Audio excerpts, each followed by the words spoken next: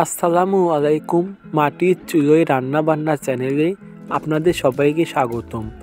দেখতে দেখতে রমজান এসে গেল, আর এই রমজান মাসে ইফতার টাইমে আমরা নানা রকম ইফতার করে থাকি। ইফতার আইটেমের মধ্যে আমরা সবাই কম বেশি বেগুনি খেয়ে থাকি। অনেক সময় ঘরে বেগুনি বানাতে গেলে বেগুনিটা মুচমুচে হয় না আর ফুলকো হয় না। তাই আমি আজকের ভিডিওতে টিপস সহ পারফেক্ট ফুলকো আর মুচমুচে বেগুনি রেসিপি শেয়ার করব। আশা করি আমার রেসিপিটা দেখে আমার মতো আপনারা খুব সহজেই পারফেক্টভাবে এই বেগুনিটা করতে পারবেন। বেগুনির জন্য আমি এখানে মাঝারি সাইজের 2টা বেগুন নিয়েছি। আমি এখানে লম্বা বেগুন নিয়েছি। যে কোনো মাপের বেগুন দিয়ে আপনারা এই বেগুনিটা করতে পারবেন। বেগুন 2টা আমি পানি দিয়ে পরিষ্কার করে ধুয়ে নিয়েছি। আমি বেগুনগুলো ধুয়ে কেটে নিব। আপনারা চাইলে কেটেও ধুতে পারেন, কোনো সমস্যা নেই, তবে ধুয়ে কাটাটাই বেশি ভালো। তাহলে বেগুনের মধ্যে আর পানি থাকে না, বেগুনিটাও সুন্দর হয়। এবার আমি বেগুন 2টা কেটে নিব। আমি প্রথমে বেগুনের মাথার অংশ আর নিচের একটু অংশ ফেলে দিয়েছি। তারপর আমি বেগুনগুলো একদম লম্বা বরাবর পাতলা পাতলা করে কেটে নিয়েছি। আপনারা দেখতেই পারছেন যে আমি কিভাবে বেগুনগুলো কেটে নিয়েছি। এভাবে আমি সবগুলো বেগুন কেটে নিব। আমার সবগুলো বেগুন কেটে নেওয়া হয়েছে। এবার আমি বেগুনগুলো এক সাইডে রেখে দেব। এবার আমি একটা বাটি নিয়ে নিব। বাটির মধ্যে নিয়ে নিব হাফ চা চামচ পরিমাণ আদা বাটা, হাফ চা চামচ পরিমাণ রসুন বাটা, নিয়ে নেব হাফ চা চামচ পরিমাণ জিরা বাটা, হাফ চা চামচ পরিমাণ ধনিয়া বাটা, নিয়ে নেব 1 চা চামচ পরিমাণ শুকনা মরিচ বাটা। আমি এখানে বাটা মশলা ব্যবহার করেছি, আপনারা চাইলে এখানে গুঁড়া মশলা ব্যবহার করতে পারেন। এবার আমি দিয়ে দিলাম 1 চা চামচ পরিমাণ লবণ, হাফ চা চামচ পরিমাণ হলুদের গুঁড়া। তারপর আমি অল্প পরিমাণে পানি দিয়ে মশলাগুলো ভালোভাবে মিশিয়ে নিব। এই পানি মেশানো মশলাটা আমি পরে ব্যাটারের মধ্যে দিয়ে ভালোভাবে ব্যাটারটা বানিয়ে নেব। এভাবে ব্যাটার বানালে বেগুনিটা খেতে আরও স্বাদের হয় আর মজার হয়। এবার আমি পানি মেশানো মশলাটা এক সাইডে রেখে দিয়ে আর একটা আমি বাটি নিয়ে নেব। এবার আমি একটা বড় বাটির মধ্যে একটা চালুনি নিয়ে নেব। চালুনির মধ্যে আমি নিয়ে নেব 1 কাপ পরিমাণ বেসন। আমি অল্প পরিমাণ করে বেসন নিয়ে বেসনগুলো ভালোভাবে চেলে নেব। এভাবে বেসন চেলে নিলে বেগুনিটা আরও সুন্দর হয়। এরকম করে আমি সবগুলো বেসন একদম ভালোভাবে চেলে নেব। দেখুন আমার বেসনগুলো চেলে নেওয়া হয়েছে। এবার আমি চেলে নেব ময়দা আর চালের গুঁড়া। আমি যতটুকু পরিমাণে বেসন নিয়েছি তার 4 ভাগের 1 ভাগ দিয়ে নিয়েছি ময়দা আর চালের গুঁড়া।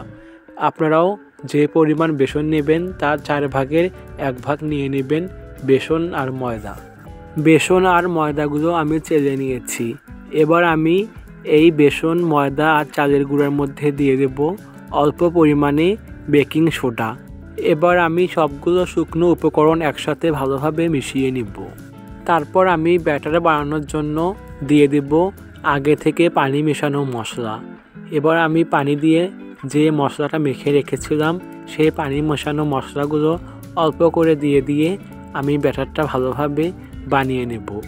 দেখবেন যদি পানি প্রয়োজন হয় তাহলে এর মধ্যে আর একটু পানি ব্যবহার করবেন।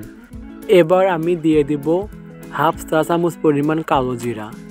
কালো জিরা দিলে বেগুনিটা আরও মজার হয়।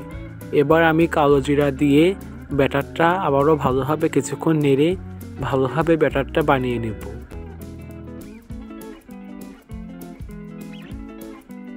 আমার ব্যাটারটা বানানো হয়েছে। দেখুন আমি ব্যাটারটা কিভাবে বানিয়ে নিয়েছি। আমি আপনাদের একটা আঙ্গুল দিয়ে দেখিয়ে দিলাম ব্যাটারটা কেমন হবে। ব্যাটারটা ঠিক তেলের পিঠার মতন হবে। এবার আমি চুলায় একটা কড়াই বসিয়ে দিয়ে কড়াইটা খুব ভালোভাবে গরম করে নিয়ে তারপর আমি দিয়ে দেব সয়াবিন তেল। অবশ্যই তেলটা ভালোভাবে গরম করে নিতে হবে। আর বেগুনিটাও ডুবো তেলে ভাজতে হবে, তা না হলে বেগুনি ভালো হবে না। এবার আমি এই গরম তেলের মধ্যে একটা একটা করে বেগুনি দিয়ে ভেজে নিব।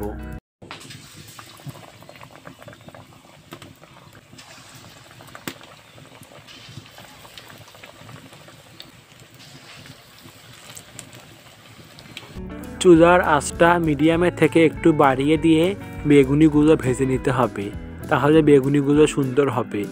এবার আমি বেগুনির এক পিঠ হয়ে আসলে আর এক পিঠ হওয়ার জন্য উল্টিয়ে দেব। এভাবে উল্টিয়ে আমি বেগুনিগুলো ভালোভাবে ভেজে নিব। যখন দেখবেন যে বেগুনিগুলো লাল লাল হয়েছে তখন বেগুনিগুলো গরম তেল থেকে উঠিয়ে নিতে হবে। খেয়াল রাখবেন যেন বেগুনিগুলো পুড়ে না যায়। বেগুনি পুড়ে গেলে স্বাদটা নষ্ট হয়ে যাবে। এরকম লাল লাল করে আমি সবগুলো বেগুনি ভালোভাবে ভেজে নিব।